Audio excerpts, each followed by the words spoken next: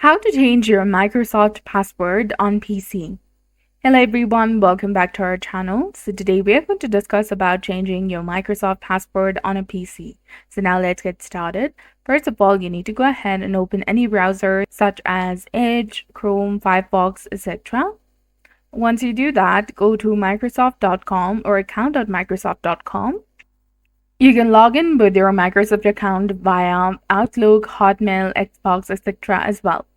Now, once you're there, tap on the security option in the left-hand side of the screen that is between devices and privacy. Now, once you're in the security page, go ahead and tap on change password in the top that is beside two-step verification. Here, you will have to verify your identity. For that, Microsoft can email you on the specific email address that is associated with your Microsoft account, or you can approve a request using your Microsoft app on your mobile device, or you can also use a verification code. You can see the indication that they have emailed on my Gmail account.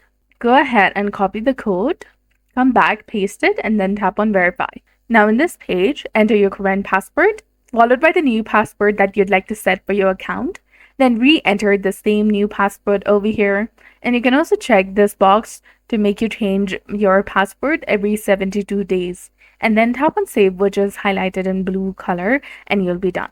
So that's it for this video. I hope you found it helpful. This is how you can go ahead and change your Microsoft password. So if you found this guide helpful, please go ahead and like and subscribe to our channel. Thanks for watching. Please like, share, and subscribe. Thanks for watching. We'll see you again in the next one.